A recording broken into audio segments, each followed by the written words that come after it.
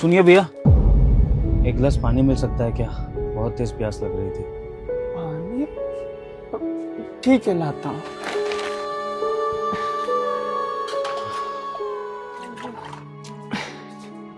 ये लीजिए। बहुत बहुत धन्यवाद जी। अबे ओ कलुए, इधर आ।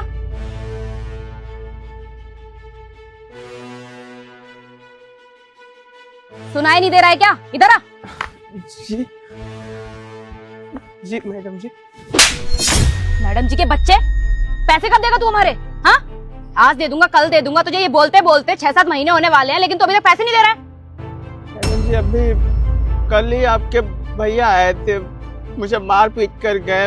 उनसे भी बोला था कि नौकरी लग जाएगी तो हम उनके पैसे चुका देंगे, हम भागेंगे थोड़ी, हम हमारा घर यही है ना। तेरी नौकरी के भरोसे बैठेंगे क्या हम लोग? जब तू हमसे उधार मांगने के लिए आया था तब तुझे हमने चुपचाप पैसे दिए ना। और क्या बोला था तूने कि मजदूरी करके पैसे वापस कर दूंगा। अब तेरा खेत कहाँ चला गया है? या फिर तेरी गाय दूध नहीं दे रही है? देख, हमें सिर्फ हमारे पैसों से मतलब है, हमें तेरी मजबूरी नहीं सुननी है। हमें चुपचाप पैसे दे दे, वरना तेरा ये घर खाली करवा दूंगी। मैडम जी, ऐसा मत बोलिए, बीमार बीबी है घर में।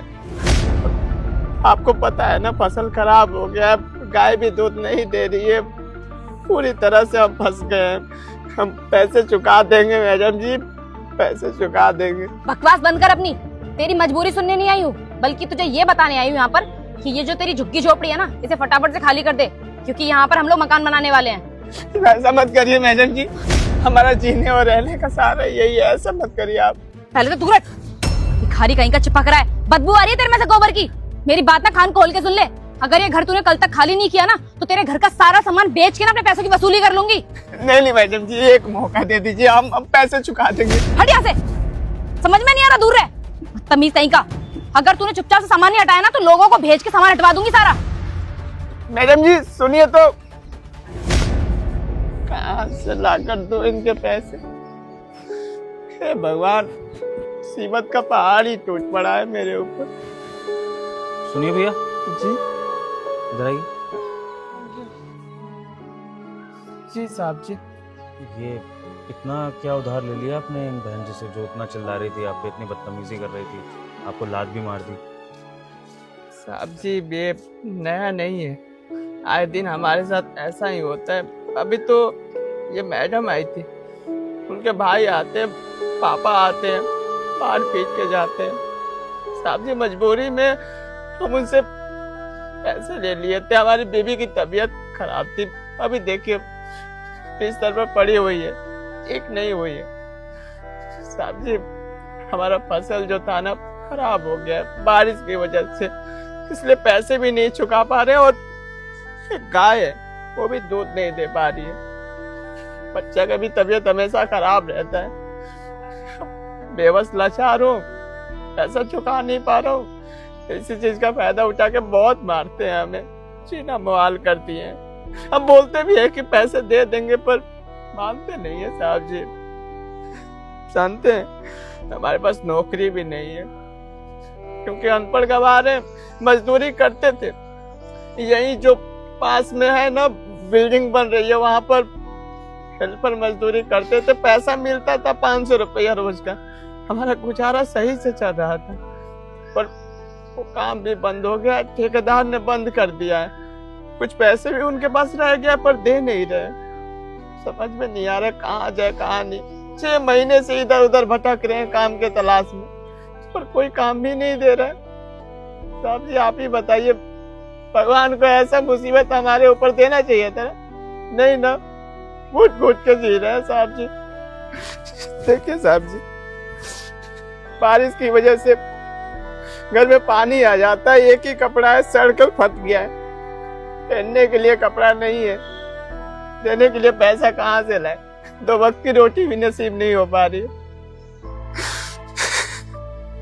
भैया शांत हो जाइए। बुरा वक्त हर किसी की जिंदगी में आता है, लेकिन बुरा वक्त चला भी जाता है, क्योंकि जिंदगी इसी का नाम है। कभी अच्छा वक्त, कभी बुरा वक्त। देखना, अच्छा वक्त भी आएगा। और पता है क्यों भैया?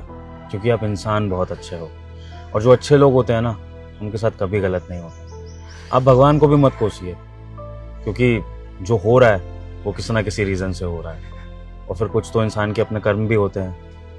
हो सकता है अपने पास्ट में कुछ ऐसे कर्म करें और जो आपको ये सब झेलना पड़ रहा है, लेकिन अभी जो आप कर रहे हैं, इतनी इज्जत से पेश आ रहे हैं लोगों से, ईमानदारी से अपना काम कर रहे हैं, देखना एक दिन आपके साथ सब कुछ ठीक होगा। अच्छा ये बताइए, वो अमाउंट कितना था जिसके लिए ये मैडम आपको मार रही थी?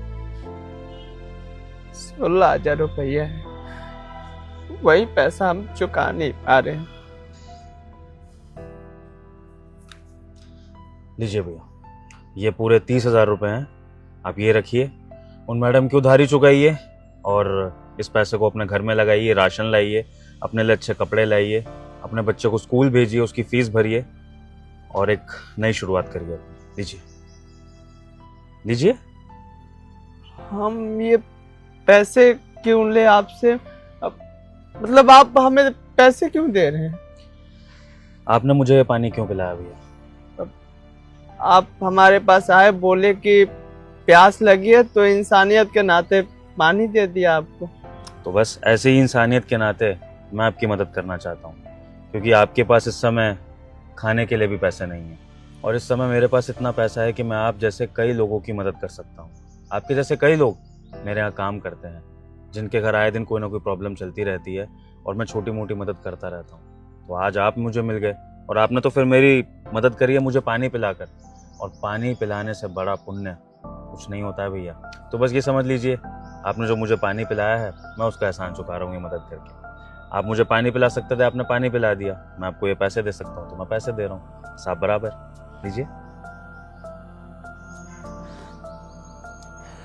बहुत बहुत शुक्रिया साहब जी, चिंता मत करिए, हम मेहनत मजदूरी करेंगे, आपके पैसे चुका देंगे साहब जी, हम भागेंगे नहीं, यही हमारा घर। सुनिए सुनिए, कैसी बातें कर रहे हैं? ये पैसे मैंने आपको उधार नहीं दिए हैं, मैंने कहा तो सही ये पैसे अब आपके हैं और मैं आपके पानी पिलाने का एहसान चुका रहा हूँ। पैसे आप नहीं लेंगे? बिल्कुल भी नहीं। इनफैक्ट मैं आपको कुछ काम भी देना चाहता हूँ। एक्चुअली वहाँ खेतों के पीछे ना मेरी कंस्ट्रक्शन साइट है और वहाँ पर एक बड़ा मॉल बनने जा रहा है, तो वहाँ पर कई सारी लेबर की ज़रूरत होगी।